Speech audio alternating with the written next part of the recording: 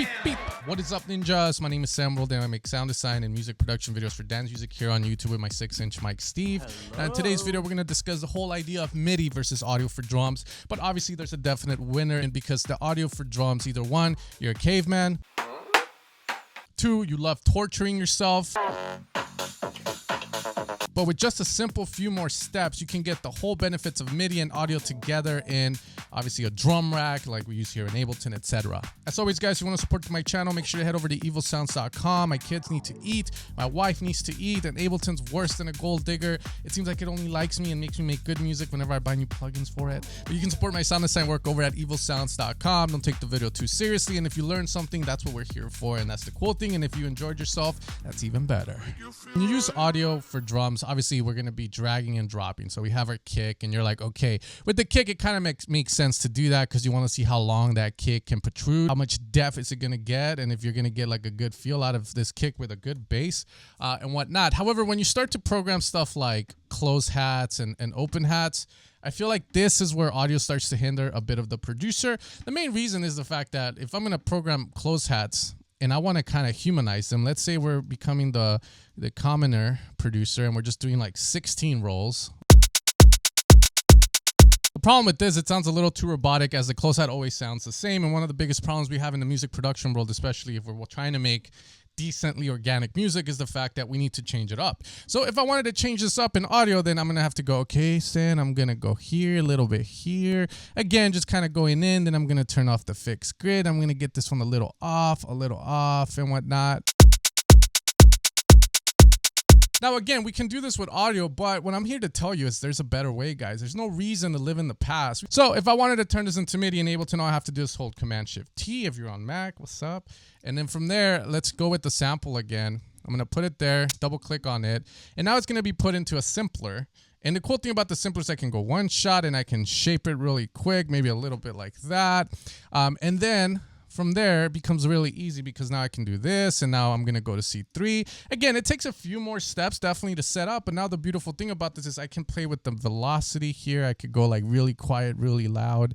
Again, we're doing, I believe, 1/16 rolls. And that sounds so much better. Now, there's a couple of extra steps, of course, but again, it sounds the same. Now, I want to talk a little bit about this because I keep hearing this over and over again when I've talked to people and why they don't use MIDI. And one of their excuses is always, I don't know why, but when I put the drums into the MIDI, it sounds weaker. Like, what happened? Now, the reason this happens, guys, is because the moment that we put, let's say, the close hat into Ableton's normal audio channel, then yeah, we're going to be hitting 0 dB. But the thing is Ableton has your back. Again, Ableton's probably the more high-tech DAW out of there. But the moment I bring it in here, let's redo this, then we're going to get a very basic sort of volume reduction of -12 dB. So, of course, this is not going to sound as loud as this audio sample, but you fix it by just bringing this up. And you get just as loud as the original sample. This is worse than those damn Clooney's thinking that, you know, Chris Lake is producing for Fisher. Come on now. It's all Fugazi talk here.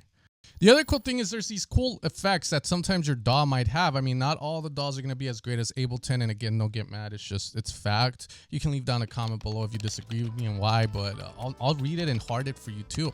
But pretty much here, what we're going to do, again, I could use these velocity parameters that we can find inside of Ableton. And essentially what I'm doing is just pretty much randomizing it here. Like I could say, oh, okay, we want to go here, randomize it a little bit. That way, if you're like, if you have the same amount of groove as a robotic monkey, then you'll be fixed here, for instance. Now, the other reason why you should use MIDI over audio is because you're wasting your money. And what I mean by this is a lot of you guys buy these very big keyboards that cost you $500 with like these little drum pads at the top. You know what they're for? Drumming. Your mouse costs like $30. You want to drum with that, go for it. But again, a lot of you guys buy that, and I think a lot of you should get into the drumming aspect of it to make even better like drum loops for yourselves that sound good. Okay, so in Ableton we have the drum rack. Okay, and what I can do is I can put in a bunch of Evolution of Sound samples in there. Again, I got a few of my kits. So if you want to support, you can go over evilsounds.com. And from there, you know, I'm just gonna put this random kick, which should sound good because it's evilsounds.com. And we're gonna put a clap in there. We can put an open hat, and then we're gonna put a close hat in there. Let's put like, I don't know what I'm putting in there. You know, it's just like me, like.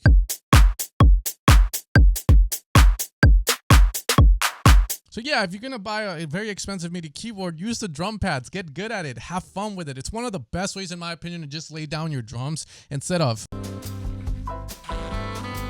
Now, if you lack less groove than damn Joe Biden, then what you can do as well is just kind of come in, put in like a random groove and then commit it, go all the way.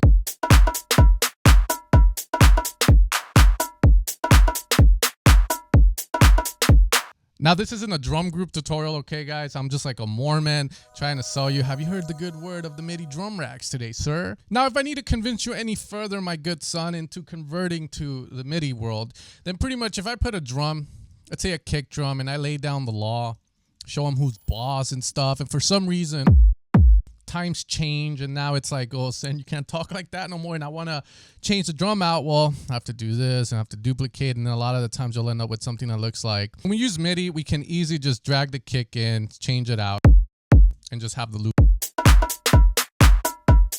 Another cool thing that we can do with MIDI drums is utilize MIDI effects, of course. One of them being the ARP. For instance, here, I'm going to have a bunch of random drum samples in the drum rack. You can do whatever you want in there. Power of layering. But if we put in arpeggiator, we can create these cool fills, like so. Now, if I learned anything from high school and writing an essay, is the fact that I have to give the other guy a chance to fight for his life. So here's a couple of pros when it comes to audio that you can do versus MIDI. Number one, let's say I have a clap and for some reason I want to decrease the pitch and at the same time time stretch it. And then I can do that, and it's a lot harder to execute in simpler or sampler, as when I do, let's say, a pitch down, it's going to get warped and synced. So you might see this as a good thing, because honestly, I think this sounds so much better than what we did over here. Which again, creative sound design and whatnot, but that's one of the reasons. The other cool thing is, let's say we have a clap, and for some reason you want another clap and you want to fade them into each other, then you can also do that when you're utilizing audio samples like so. I mean, a cool idea of this would be to have this and then put the tail of another sort of clap like so. So that might work. Like, you know, you could do that.